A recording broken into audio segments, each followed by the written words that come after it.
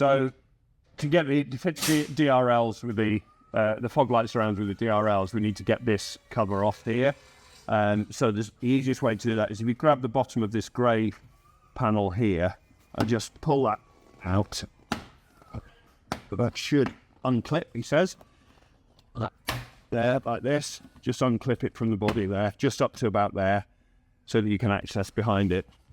And then what we're going to do is, I've got a hooked trim tool here, and in this gap just here, just put the trim tool behind there, and then just pull. It's very tight, and just give it a good yank, and that will come out then. And that's how you take those off. And then the new surround will tuck in behind here. Once you've got the new surround fitted, you can push this panel, clip it back into place, and poke the wires through the top here. Okay, so just coming to do the wiring for the DRL fog light surrounds. So I've got the fog light surrounds in there. We've got a separate video which I'll try and tack onto this to show you how to put those in. That's a very simple, straightforward job. So for the wiring, they're basically wired into the headlights, and the first stage of the process is to remove the plugs from the headlights. So on the passenger side, so this is the 2023 Ranger Wildtrak. On the passenger side, I've taken out two plugs. One is for the headlight adjuster here, and this is where we're going to get our power from, so that it comes on with the ignition. So we've got three cables in there, and we're going to use the two outer cables. The green and black will be our earth, and the blue with a very faint grey colour in it is going to be our live. And then we need to take off the main headlight plug, and that's where we're going to get our indicator feed from, but I'll come back to that in a minute. On the driver's side, we just need to take off the main plug. So the plug is down there. I'll try and focus on that. Just push the clip on top and then take the plug out. I'll try and do it now. Reach in behind. Press the button and pull the plug off. And that's going to be our indicator feed for the driver's side. So once we've got the plugs off the lights, we need to get the indicator cable from each of the DRLs up into the back, towards the back of the headlights, so that we can attach the cables. It's very difficult to pass that cable up, so what I suggest is use just a puller cable. I've just got a thick bit of domestic cable here, and I'm just going to poke that down through the engine bay. A bit difficult one-handed while I'm holding the camera, and then I'll pull that down from the bottom, tape the indicator cable to it, and then pull it back up. So that should poke out somewhere down here, so you can see the cables drop down. I've got my indicator cable behind here,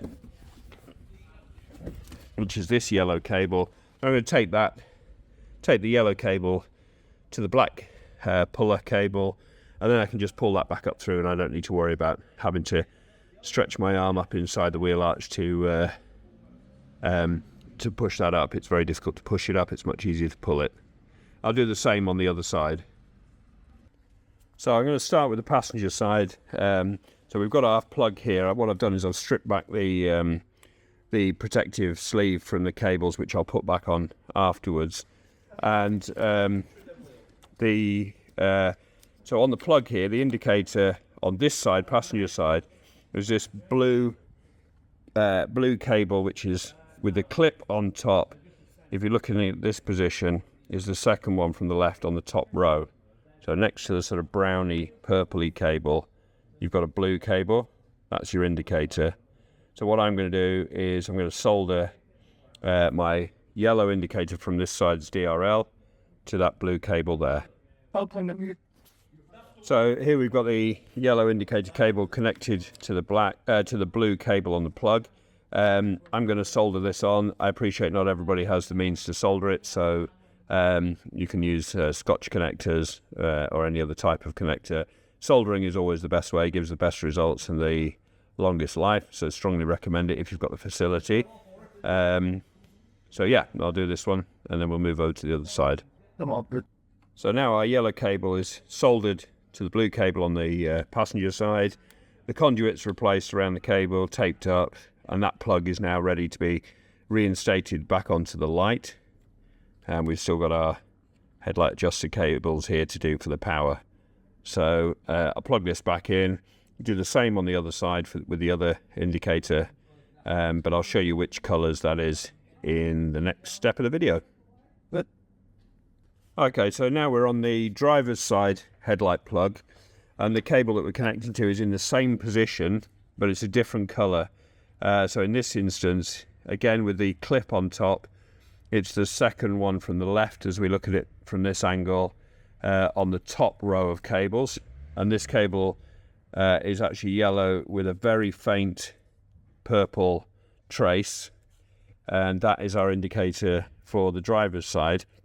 So I've peeled back the conduit again, and we're going to solder our indicator cable onto here, and then we plug that back in, and that's that side done.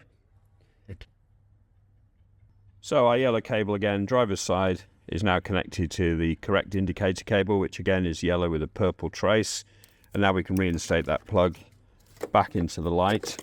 Quite difficult, these they never make it easy for you. On this side it's not as difficult as the other side. Try and focus on there. Again, doing this one-handed, so bear with me. That should click into place. So that's our indicators connected. So now we're going to take so this is our module that comes with the kit, and we've got a power connection here with a live and earth. I'm going to cut those connectors off because those are not required. And again, I'm going to solder this to this plug here, which is the headlight adjuster plug. This is just to give us our power. And we're going to use the green and black cable for our earth, and which is our black cable on our kit. And we're going to use the blue cable for the live. So that will give us our power. And again, I'm going to solder these on. You can use whatever connectors you've got available, but I strongly recommend soldering for the best connection and longevity. So just to recap then, headlight adjuster, we've got our live cable going to the blue with the grey trace, and we've got our earth cable going to the green with black, so it's the two outer cables on that. I'm going to solder those up, insulate them, wrap them up and plug that back in, and then that's all the connections made.